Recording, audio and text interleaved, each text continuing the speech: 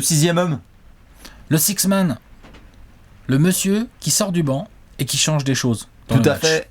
Voilà. On s'installe en faisant la bise. On va faire un petit apéro. La course au trophée continue. On est en fin d'année 2019 et donc on fait un point sur les awards. Vous le savez, en juin 2020, il y aura les NBA Awards avec tout le monde qui sera en Starco pour essayer d'applaudir le prochain grand 6e homme de l'année. On a déjà fait le point sur plein de petits trophées individuels. On vous a suivi dans les commentaires notamment. Vous avez la possibilité de nous donner votre avis là-dessus sur cette course parce qu'il y a du monde. Il y a un peu de monde. Ouais, c'est vrai. Tout à fait. Et il faut qu'on en parle en détail. On rappelle évidemment en quoi consiste la course au 6e homme de l'année. Vous n'êtes pas titulaire. Mais vous avez un gros temps de jeu. Vous avez un gros temps de jeu, tout à fait. En sortie de banc. Scorer est quand même primordial. Bah ouais, c'est ce... Ouais. Scorer, créer, scorer. C'est ça. Si tu peux être, certes, en 6e homme, donc ne pas démarrer le match, mais par contre tu le finis, ça c'est très important. Hashtag Manu Ginobili. Louloute. Eh oui, comme plein de gars qui ont été des très bons 6e hommes et qui étaient là dans le Money Time. Très important. Dans une équipe qui gagne, les 6e hommes souvent sont quand même récompensés parce qu'ils vont jouer au-delà du 15 avril. C'est vrai.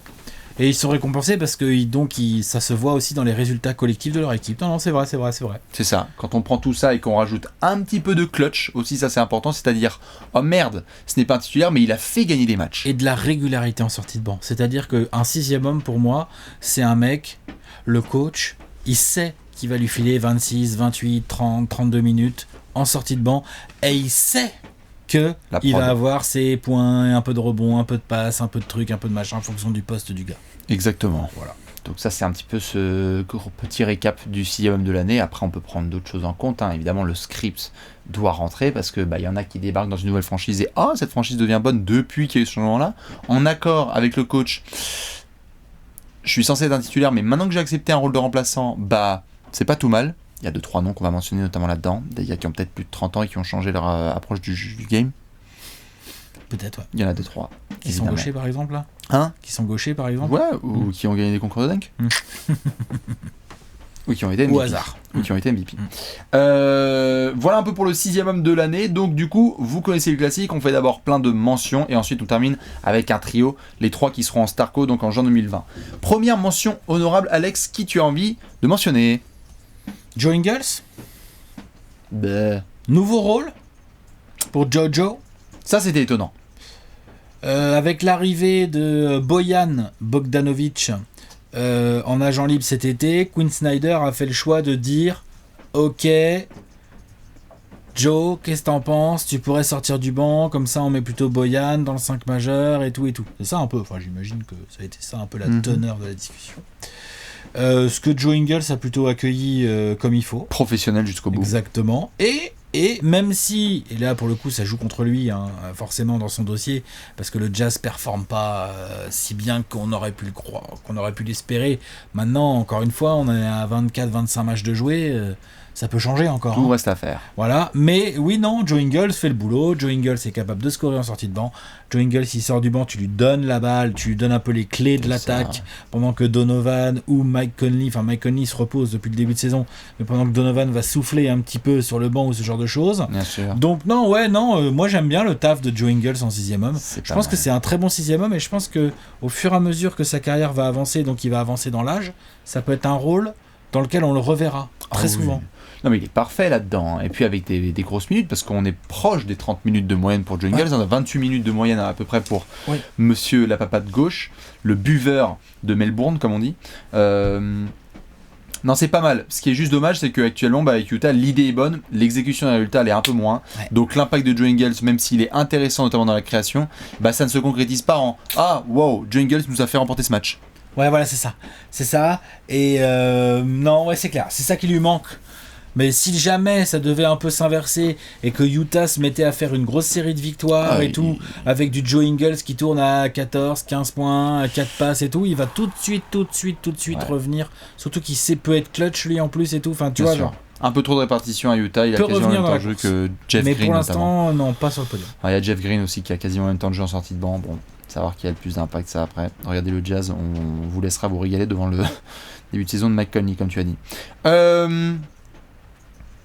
Kobe White. Ouais.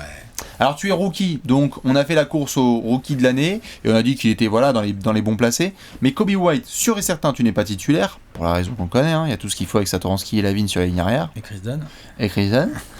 Mais donc Kobe et Jim White, Boylan, surtout la raison qu'on connaît, c'est Jim Boylan. Voilà, c'est ça. Mais la doublette Kobe White Thaddeus Young est très intéressante pour les Bulls. Quand les Bulls vont bien avec Kobe White et Thaddeus Young en sortie de banc, tu vois parfois des matchs que les Bulls démarrent mal et cette doublette, elle a un impact immédiat. Moi, j'aime beaucoup le côté carte blanche qui a été donnée à Kobe White en scoring en sortie de banc. Vas-y gros, régale-toi. Scoring, création, on lui file la balle, on lui met la balle dans les mains, et c'est vrai que limite c'est pas plus mal pour lui finalement d'avoir ce genre de temps de jeu là en sortie de banc parce qu'il a plus de liberté et il peut plus un peu nous montrer ce qu'il sait faire, et ce qu'il sait faire, c'est pas mal du tout. C'est ça. Après, est-ce que ça va être par la suite ça dans sa carrière, elle vient de démarrer, donc on va pas non plus lui mettre un plafond, mais est-ce que ça va être un titulaire ou est-ce que ça va être un excellent sixième homme? Ce sera une voilà, voie mais c'est vrai qu'en tout cas pour une carrière, moi j'estime qu'il a tout à fait le talent pour devenir un titulaire clairement en NBA, mais dans un rôle comme ça de sixième homme, son côté un peu combo aussi est très pratique, c'est-à-dire que tu démarres le match avec du Satoransky Lavine, peut rentrer à la place de Lavine, peut rentrer à la place de Satoransky, Kobe White. Ouais. C'est quand même bien pratique ça. Bien sûr. Il peut jouer à côté d'un meneur ou alors il peut porter la balle. Et ça j'aime bien. Donc c'est aussi pour ça je pense que Boylan pour l'instant se creuse pas plus la tête. Il dit ok celui-là il est quand même bien pratique en sortie de banc. Pardon. Ouais, voilà. Jim Boylan se creuse pas trop la tête. Je pense que c'est un petit peu le slogan de ce début de saison des Bulls. Parce que c'est dommage, il pâtit des résultats de Chicago Kobe White. Il pourrait avoir un meilleur dossier et monter dans la piste, dans la liste si Chicago était un peu plus performant. Chicago remonte dans le top 8 de l'Est, là on fait genre wow, Kobe White. Top 8, Ah, c'est beau de rêver. Attention. C'est beau de donner de l'espoir aux fans des Bulls. Voilà. Kobe White, il fallait le mentionner. Oui. Un autre garçon qu'est-ce que je pourrais te citer malheureusement pour lui, mais au moment où on parle, Spencer Dinwiddie, pour moi, malheureusement, n'est pas dans la course pour l'instant, parce que je pense qu'entre les blessures de Kyrie, les blessures de Caris LeVert et le niveau de jeu qu'il affiche en tant que titulaire, il peut être, entre guillemets, un espèce de ancien sixième homme qui va être trop titulaire pour être dans le trophée cette année. Je mettrais une astérisque là-dessus, mon cher Alex. J'ai fait du conditionnel, c'est déjà pas mal. Oui, non, tout à fait, mais tu vois, moi quand j'ai démarré la vidéo, je le garde potentiellement sur mon podium en fait. Ah merde, pardon. Non, mais t'inquiète pas, c'est juste que j'ai mis un autre gars au final. Non, mais t'inquiète. C'est juste qu'en effet, le dossier de Dinwiddie, il est intéressant. Tu viens de le dire, l'autre, il est titulaire, en plus ça cartonne. On en parle plus limite comme un potentiel All-Star représentant des Nets qu'autre chose. Mais la réalité veut que si Caris et Kyrie reviennent, tout de suite Spencer il retourne sur le banc. Oui. Et à ce moment-là, si t'as 60 matchs de Dinwiddie en sortie de banc, là il causera avec. 60 matchs en sortie de banc, il va falloir que ça commence dès maintenant par contre. Ouais, c'est ça. Non, mais tu vois, faut que ça s'y mette tout de suite. Janvier, ça sera déjà compliqué, tu vois. Donc c'est pour ça que je dis ça. Moi, je pense que c'est ça qui peut jouer contre lui. D'ailleurs, il y a un autre joueur qui a un peu le même genre de dossier en pire, c'est Marcus Smart, qui du coup, avec la blessure de Gordon Hayward, s'est retrouvé titulaire alors qu'il était destiné à être sixième homme à la base. Oh, si quand même il a démarré en sixième homme et ça pouvait fonctionner. Oui, tu vois. J'y crois. Non, mais je dis pas qu'il peut pas jouer titu. Il est comme Spencer Dinwiddie dans le côté peut jouer titu, peut jouer sixième homme, tu vois. Et il impacte différemment, c'est-à-dire qu'il score quand même beaucoup moins qu'un Dinwiddie par exemple, ou voilà. Mais par contre, il impacte la défense, il impacte du rebond, de la création. Il impacte un match quoi. Quand il rentre, il impacte un match. Non, c'est clair. Marcus Smart a pour lui le dossier. Mais là, pour le coup, lui, genre avec la blessure d'Hayward qui est quand même intervenue assez tôt dans la saison, en fait, genre il doit déjà avoir 60 ou 70% de ses matchs en titulaire sur le début de saison. Donc maintenant, il faudrait qu'Hayward revienne et que Brad Stevens fasse OK, Marcus, c'est reparti. Oui, non mais revienne définitivement. Enfin, vraiment. OK, Marcus, c'est reparti, t'es sixième homme. Et là, il peut avoir, parce que lui, dans une équipe qui marche bien, tu vois, mais il a le dossier t'es sixième homme des Celtics et ça se passe bien pour toi, t'as un dossier tout de suite. Alors t'as un dossier, mais on en revient toujours à la même. Pauvre Marcus Smart qui est sur le site de Trash Talk tous les ans dans la course au sixième homme de l'année et du défenseur. Statistiquement, surtout le scoring en fait. Parce que les rebonds et les passes sont là. Non, bien sûr, mais je veux scoring, dire, à partir du moment où il marque pas par rapport aux autres dossiers qui sont trop. C'est le point faible. Trop compliqué. C'est un peu dommage d'ailleurs, je trouve. Il y a un garçon. Parce qu'il impacte. Il y a un garçon qui a quitté la course alors qu'il était bien parti pour être un des meilleurs sixième de l'année, c'est Devonte Graham. Ah bah là il a quitté la course de ouf là. Ah parce que l'autre en fait il devait vraiment être le backup de Terry Rozier James Borrego, il a testé quelques rencontres et en fait, en fait, vous avez joué ensemble, vous êtes titulaires tous les ils deux. se sont rendus compte, oui, ou même Terry Rozier va être ton bras droit. C'est-à-dire que maintenant, Ils sont titulaires en tout cas tous les deux. oui, tout à fait. Mais je veux dire, même dans la hiérarchie, Devonte Graham a tout défoncé, ce qui fait que le 6e homme maintenant, c'est beaucoup plus du Malik Monk notamment. Mais inutile de le mentionner, il est pas dans la course. Ah non, il sera pas dans la course, il va jouer titulaire jusqu'à la fin de la saison. Lui. Mais Graham, c'est dommage parce qu'au bout de 10 jours, moi j'étais là genre, un mec à 15 points de moyenne, là, il peut aller gratter des grands. En plus, maintenant, il est quasiment à 20. Ok, non, Il y a Devonte, encore ça plein marche d'autres garçons. Hein Il y a encore plein d'autres garçons. Vas-y, Jeremy Grant. Jeremy Grant de Denver. Il faut qu'il y ait un garçon qui sorte du lot. Après, vous pouvez mettre du Plumlee, du Montemoris, on le sait, le bench mob de Denver, il est collectif. Je suis d'accord. Mais l'intégration de Jeremy Grant, sa polyvalence et le fait qu'il soit arrivé dans ce banc et qu'il ait fait genre non, en fait, je vais être le 6e, c'est-à-dire une fois que les 5 joueurs ont joué, je vais être le prochain en ligne. C'est fort. C'est très fort. C'est du bon taf. Davis Bertans. Davis Bertans, très bien à Washington. Davis Bertans, ça rime avec zéro conscience. Kate Buckets, totalement. Ça rime avec zéro conscience. Ouais. Alors là, l'autre. Il prend des shoots à 3 points en première intense totale. Scott Brooks lui a donné carte. C'est avant la première intention. Genre, il les prend avant d'avoir reçu la balle. En même temps, c'est un sniper de ouf. Ah non, mais il a un très très beau toucher. Il a un magnifique geste. Il est grand en plus. Je veux dire, il fait quoi ? Il fait 2m03, là. Enfin, il est assez grand, ça shoot de haut, quoi. Et alors, la distance n'est pas un sujet pour lui. D'accord ? Et la position exacte sur le terrain, pas vraiment non plus. C'est vraiment content pour lui qui était chez les Spurs avant et d'être tombé dans un effectif là, parce que à la base les Spurs se disaient on le garde pas, et puis après il y a eu l'affaire Marcus Morris, on s'est dit on va le récupérer. Oui, c'est vrai que vous avez lâché Bertans pour faire de la place à Marcus Morris. Puis finalement c'est transformé en Trey Lyles, donc on est très très content à San Antonio. Comment ça va au niveau du flair, du tout va SEUM? Tout va très très bien, mais du coup c'est mais quand même content pour lui parce que c'est une pure gâchette et d'être dans un système où on lui dit genre ce Wizards là gros shoot, non, mais là, vas-y. C'est même plus une green light qu'il a, c'est une green card, le pauvre en plus. Folie. Non mais vraiment. Mais c'est clairement il se pose là parce qu'il score à un haut pourcentage et avec là et s'il continue comme ça à prendre des volumes de 3 points pareils, c'est il en rentre quasiment 4 par soir et monsieur Davis Bertans il est rentré dans cette catégorie officielle de bon les gars, demain on joue les Wizards. Alors on sait tout ça, Bradley Beal, Rui Hachimura et tout. Attention, mais oubliez pas le rouquin en sortie de banc. C'est ça, exactement. Si le rouquin il est à 10 mètres, ne disrespecte envers les roues, mais c'est juste que c'est vraiment ce qui se passe dans les vestiaires à mon avis. C'est genre ne le laissez pas. Rouquin lui. Davis Bertans. Vas-y, tiens. Non. Le Babtou là, qui est à 10 mètres, vous le laissez pas shooter, d'accord ? Parce que l'autre il a un toucher, c'est absolument magnifique. Et surtout il a aussi bien progressé sur sa production. Il est en confiance. Les mecs comme ça, quand ils sont en confiance, attention. Parce que on lui a dit, on défend pas. Quoi ? Trop bien. On peut que attaquer. C'est je génial. Je peux prendre tous les shoots que je veux. C'est super. Dis donc. C'est clair. Difficile de sortir un seul garçon de Dallas. Parce que c'est un groupe qui collectivement sort du lot, qui a souvent aidé les titulaires. Tu te marres, t'as un garçon qui pas du tout. Non. Je cherche en même temps, si je devais dire c'est lui le 6e homme de Dallas, qui est-ce que je prendrais ? Peut-être Delon Wright. Sur le début de saison, c'était Delon Wright. Puis ensuite, il y a le retour là en forme de JJ Barea qui fait que Dallas compte sur sa petite mobilette extérieure pour scorer. Et il a un bon dossier à suivre, JJ Barea. Faut juste surveiller l'état physique de Delon Wright et si ça va bien tenir toute la saison. Voilà. Ça n'a pas l'air très grave. Non, mais il n'y a pas de candidat 6e homme là-dedans, je pense. Il y a Boban qui fait le taf, il y a d'autres intérieurs aussi qui font le boulot. C'est compliqué de faire sortir quelqu'un de ça chez les Mavs. Donc globalement, ils sont très très bons. Un peu comme Toronto, j'ai envie de te dire. C'est vrai que Toronto... Parce que Toronto... Toronto, il a été pas mal titulaire en l'absence de Lowry. Maintenant, c'est vraiment le 6e homme. Maintenant, oui. Norman Powell. Ouais, je suis d'accord. T'étais habitué à Van Fleet, maintenant Van Fleet est un titulaire qui joue comme Jameer Nelson, tout à fait. Donc ça, y a pas de problème. Il joue mieux que Jameer Nelson. Ben, tu as la mémoire très très courte. Non, parce que mais il joue quand même mieux que Jameer, quand même, je trouve. Non, mais j'aimais beaucoup Jameer Nelson, il est très sous-côté. Attention, Alex. Mais... Attention, Alex. 2009. Il a une plus belle barbe, je crois. Attention, 2009. Il a une plus belle barbe. Dans le Star. Attention. Je sais plus si il était All-Star. Mais bref. Non, il était All-Star. Mais donc oui, Fred VanVleet était habitué à lui en sortie de banc et là maintenant tu as regarde, tu vas checker. Il y a Norman Powell qui fait le boulot. Il y a évidemment du Sergio qui parfois va faire le boulot quand il n'est pas blessé. À suivre les Raptors, s'il y a un 6e homme qui peut sortir de ce lot-là, Rondae Jefferson aussi fait le travail.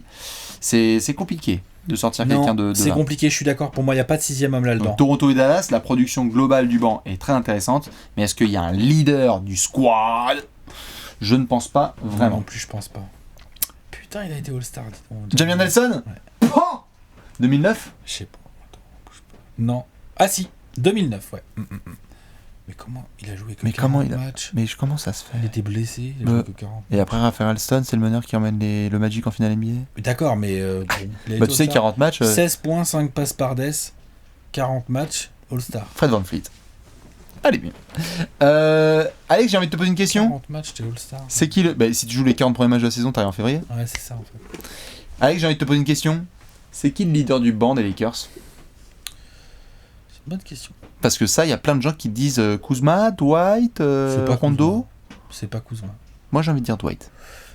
Ouais, je vais avoir du mal à sortir un 6e homme. En tout cas, je vais avoir du mal à sortir un vrai candidat à ce trophée dans le banc des Lakers. Dwight. Ouais.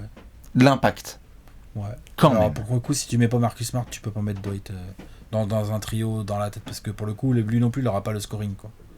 Ah, dans ce sens-là. Ouais. Oui. Ah non, il est pas dans mon trio, Dwight. Ah, pardon. Mais il fait partie des mentions, Dwight Howard. Oui, mention, oui, post-mention. Quand même. On parlait en préambule, j'ai rigolé un peu des mecs qui réinventent un petit peu leur carrière en acceptant un nouveau rôle. Bon, toute la story autour de Dwight Howard depuis le début de saison où il dit bon, je suis plus un titu mais je fais le travail. C'est bien. Et il fait quand même partie des piliers des Lakers qui réussissent. Hein. C'est vrai. Il a pas le scoring, mais par contre, putain, il a fait des soirées. Non, mais il y a du rebond, il y a de l'impact, il y a de la défense. Tu sens quand il entre en jeu. Je suis d'accord. Non, puis attends, non, mais carrément. Et donc plus que Kuzma, on est d'accord. J'ai l'impression, ouais. Après, le pauvre Kuzma, j'ai l'impression qu'il a pas encore été à 100% cette année. Pour le défendre, tu vois. On a 100% de son plafond. Pardon. Je veux bien le voir sur un vrai span de 15, 20, 30 matchs à 100% vraiment en sortie de banc avec quelques ballons shootés pour voir si Kuzma en sortie de banc peut nous mettre 15, 16, 17, 18 points. C'est possible, hein. Tout à fait. Donc c'est pour ça. À suivre. Une petite dédicace évidemment à Anthony Simons du côté de Portland. Ouais. Voilà, tout à fait. Ben McLemore, la résurrection à Houston. N'empêche. Bah, tu sais qu'en sortie de banc, dans le système d'Anthony, c'est ton délire, ouais, c'est clair. il prend tous les 3 points en première intense. Voilà. Harden, il le nourrit, y a aucun problème. Tucker, il lui dit vas-y, gars, t'as du talent au basketball. Et c'est bien pour Ben McLemore. Il est à 10 points de moyenne. On y va, les Kings! J'ai toujours bien aimé son tir à lui. Avant, ça rentrait pas trop. Maintenant, ça se met à rentrer un peu, quoi. Ça peut commencer. Est-ce que Ben McLemore va devenir un vrai candidat? Je suis pas sûr. Mais en tout cas, il y avait du Austin Rivers évidemment dans la discussion, mais j'ai l'impression que Ben McLemore, là, sur la deuxième partie de ce début de saison, ce qui se passera aussi quand Eric Gordon reviendra. C'est ça. Parce que normalement, c'est un. Je sais pas, mais Anthony, en début de saison, il avait dit que ce sera mon titulaire. Ouais. Après, le gars s'est blessé, donc du coup, c'est Daniel House qui a hérité de tout ça. C'est ça. Et moi, je pense que Mike D'Antoni, il serait bien inspiré de garder Daniel House dans le 5 et d'avoir Eric Gordon dans sa seconde unit, non? On est bien d'accord. C'est l'impression que j'ai, donc ça peut jouer contre le dossier Ben McLemore. En attendant, Russell Westbrook, 6ème de l'année, évidemment. D'autres petits garçons, à Milwaukee, on a essayé de faire sortir quelqu'un. Alors oui, tu as du George Hill qui sort du lot, du côté de Milwaukee. Mais pareil, à la Toronto et compagnie, Dallas. Le banc est trop efficace. Le banc est trop efficace globalement. De manière générale. Non. Robin. Pas de client là-bas. Ersan. Pas de Connaughton. Pas de Connaughton. Franchement, il n'y a pas de client là-bas. Par contre, il y a un client à Détroit. Que je ne mets pas dans mon podium. Une autre égérie d'Adidas qui a. Très bon travail en sortie de banc. Dédé Larose. Derrick Larose. Monsieur Derrick Larose. C'est bien. C'est vrai. Oh, c'est plus que bien. C'est vraiment très bien. Ah non, mais c'est vraiment très bien. Mais c'est juste ouais. que. Putain, merde. Quoi? Détroit. Quoi? Détroit qui perd 3 fois contre Charlotte. Détroit qui n'a pas le bilan pour il a que pas Derrick. Le bilan pour un 6ème. Ah bah moi il est pas sur mon podium, Derrick Rose. Ah bah moi non plus. Bah c'est chiant parce qu'il a la. Bah, ouais. Parmi les mecs qui produisent le plus, il est tout en haut. Il y est. Il produit beaucoup. Il a été clutch. Putain. Il a fait des fins de match, lui. Hein. Il a profité de l'absence ô combien notable de Reggie Jackson. Casse les couilles là. C'est un vrai problème à la main. Ils ont 20 problèmes sur les externes. Mais bon, au moins t'as Derrick qui fait son travail. La signature de cet été, on se disait ah, il va pouvoir booster le banc des Pistons. Il booste le banc des Pistons. C'est vrai. Il faut que Détroit ça s'améliore quoi dans le résultat. Putain les gars, allez. Gagner des matchs, les gars. Ouais, surtout que Derrick est vraiment bien physiquement. Tu l'as dit, il est clutch. Normalement, il a un vrai dossier quoi. Il a normalement un vrai dossier. Si les résultats de Détroit se remettent un peu à partir dans le bon sens, Derrick Rose rentre tout de suite dans la catégorie des mecs qu'on peut mettre sur un podium. C'est ça. Et évidemment, une toute petite dédicace aux 2 frères les plus productifs de la NBA en sortie de banc, les Holiday Brothers à Indiana. C'est pas tout mal. Ouais, c'est vrai. Surtout Justin, évidemment, qui fait le taf. Bon, Aaron aussi est bien, hein, mais Justin vraiment est en train de trouver ses marques chez les Packers. C'est vrai. Fort sympathique. Avec un bon temps de jeu, lui, McDermott, tout ça, c'est plutôt cool. McConnell, ils sont sympas, ces Pacers. On a un petit podium. Il y a un podium. J'ai l'impression qu'on a le même. Peut-être pas dans le même ordre. On est sur 3 joueurs extérieurs. Encore, oui. On est sur un mec des Clippers, un mec du Heat et un mec des Kings. Oui. Ok, on est d'accord. Je valide. Maintenant, quel est l'ordre? Goran Dragic, Lou Williams, Bogdan Bogdanovic. Le truc, c'est que j'aimerais bien pouvoir trouver un argumentaire qui permette de pas mettre Lou Williams en 1. C'est mort. Putain. Ah oui, on n'a pas mentionné mon 13, hein, mais c'est parce que l'un marche sur l'autre. En fait. Parce que mon 13, il va être encore podium, c'est pas possible. Il va y avoir 2 mecs. Ah non, je pense que Bogdan et Goran ont un coup à jouer devant mon 13, mais pas devant Lou.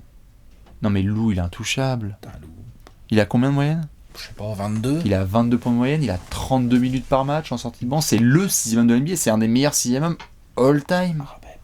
Disons c'est trop tendu. C'est un 6e homme qui a un vrai temps de jeu de titulaire, clairement, parce qu'on va regarder ça de plus près. Là. 32 minutes?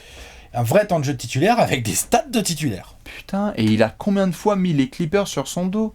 Le shoot clutch contre Boston, et compagnie. Depuis le début de à saison, Dallas. il est à 20 points par match, 6 passes d'ess, 3 rebonds. Non mais stop. Bon, allez, le micro bémol, 41% au tir, 35 de loin. Ah bah, allez, micro bémol. C'est Lou Williams, quoi.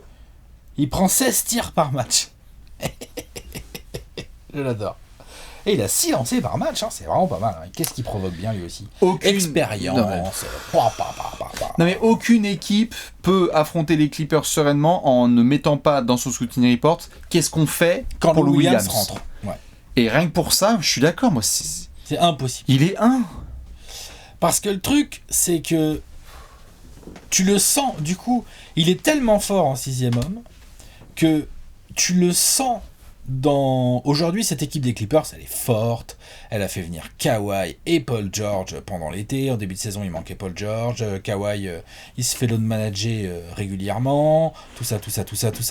Et cette équipe des Clippers, quand ça foire un peu en début de match, il y a zéro stress. Genre, Doc Rivers, il tremble même pas. Limite, ça l'arrange. C'est insupportable. Tu vois, genre Paul George qui rate un peu son début de match, ça l'arrange parce qu'il se fait « Bon, bah, je vais te sortir un peu. Tiens, Lou, vas-y, mon grand.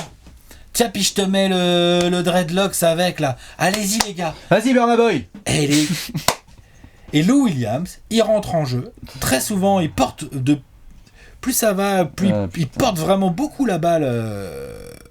en seconde unit ou en fin de premier quart, enfin bref, on s'en fout. Il finit beaucoup les matchs, il est clutch, Lou Williams. Du coup, bah, les stars autour de lui, les Kawhi, les Paul George, ont grave confiance, je veux dire, Lou Williams. Je veux dire, cette espèce de 5, mon 13. L'espèce de small ball, là, avec mon 13 en 5, Kawhi et Paul George dans les ailes, et Beverley Lou, ou Shamet, parfois. Ou Shamet, parce qu'il était un peu blessé en émission, mais Beverley Lou, là, qu'est-ce que c'est chiant à jouer. Dieu que c'est chiant. Il y a une équipe qui possède Kawhi Leonard et Paul George, mais dans le Money Time, on va donner la balle à Lou Williams. C'est ouf.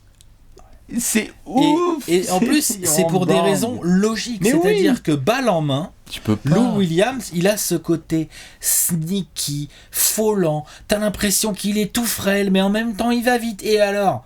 Parce que il a un vrai bon don pour se faire oublier et se retrouver dans le corner avec des shoots ouverts. Parfois, il est pas ouvert du tout, il shoot, ça rentre.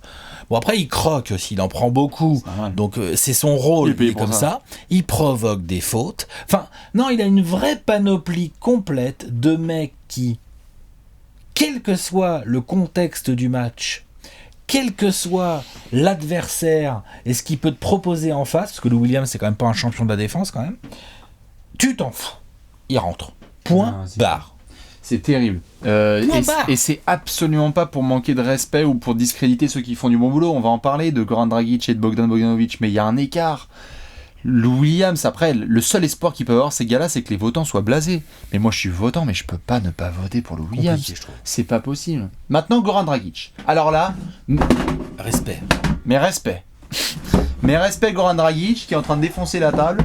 Mes respects, Goran Dragic. On l'a expliqué notamment dans l'apéro du hit. Incroyable. Le mec, c'est un titulaire ultra respecté. Discussion avec Spoelstra. Et maintenant, je suis 6e homme d'une équipe en étant impactant qui va tout en haut de la conférence Est. C'est superbe. Ouais, puis surtout, du coup, C'est superbe. parce que on vient de parler de Lou Williams, qui est donc un mec balle en main, provocateur, capable et de créer et de son propre tir ou pour les copains et tout. Bah, Goran Dragic, c'est ça en fait, avec de l'expérience. C'est vraiment le trompa, ouais. C'est-à-dire que Quand il arrive avec Tyler Hero et compagnie, là, il fait genre ok. On met la sauce au second unit en fait. je pense que Spoelstra, il se pose pas la question de à quel moment je vais faire rentrer Goran Dragic, il se pose la question de qui est-ce que je vais sortir vers la 7e, 8e minute du premier quart pour faire rentrer Goran dans tous les matchs. en C'est fait. trop bien hein, pour eux. C'est vraiment trop bien.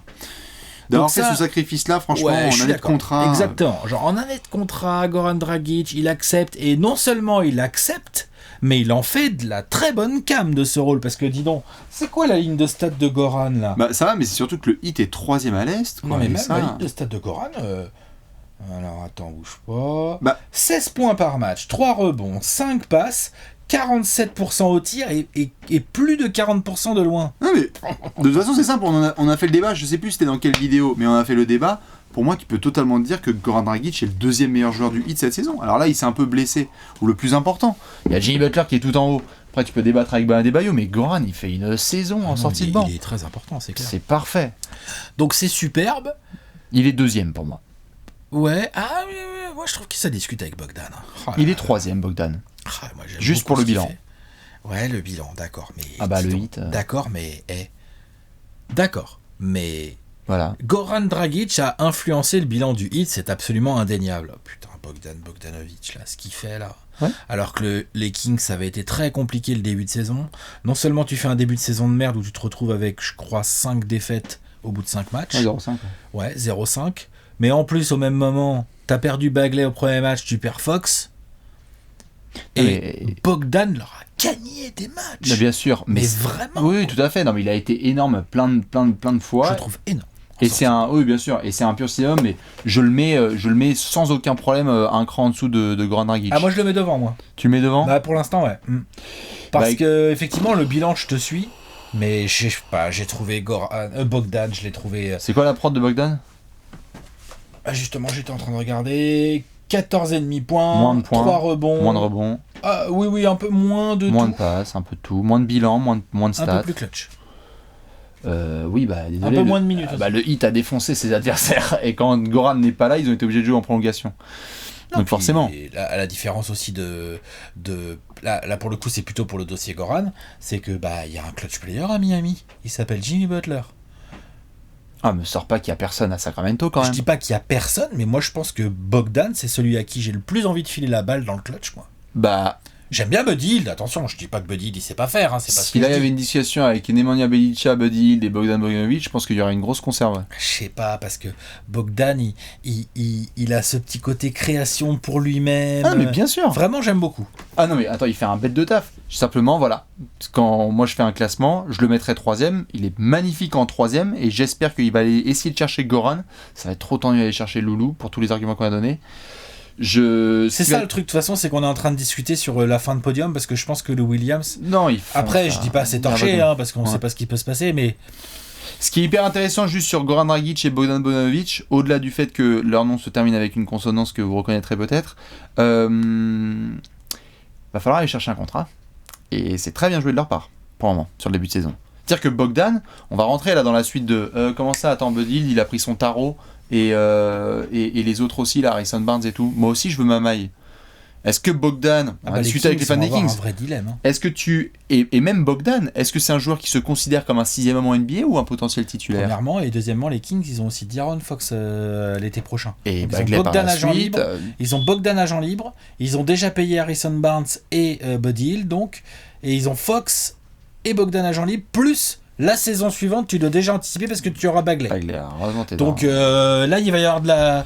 Enfin, ça va chauffer sous le crâne de notre ami Vladé, obligé. Ça c'est sûr. Et pour Goran Dragic, d'accepter à ce moment de sa carrière qu'il puisse être un 6e homme impactant dans une équipe, il lui manque cette bagouze quoi en fait pour Goran Dragic pour avoir la carrière vraiment superbe. Mais il est clair que Goran Dragic, avec son expérience qu'il est en train de faire, et vu qu'il sort d'un très gros contrat, et je pense pas qu'il espérera forcément avoir autant là en sortie, tu vois.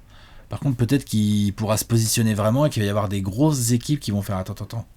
Ce que tu viens de faire à Miami, là, tu veux pas venir le faire chez nous, là? Et à ce moment-là, tu en joues 2 jusqu'en ans, juin. là, tu vois, Ouais, on va bien jouer sûr, là-bas, bien mon sûr. pote. Avec 12 millions l'année, et il continuera à jouer en NBA. C'est très bien pour Goran, c'est super. Il peut plus faire le casse-cou comme il le faisait avant, où il allait se péter les dents, la gencive, clavicule. Ah bah lui, il je sais pas respectait quoi. pas son corps, hein, ça c'est clair. Là maintenant, on se calme un petit peu. Ouais.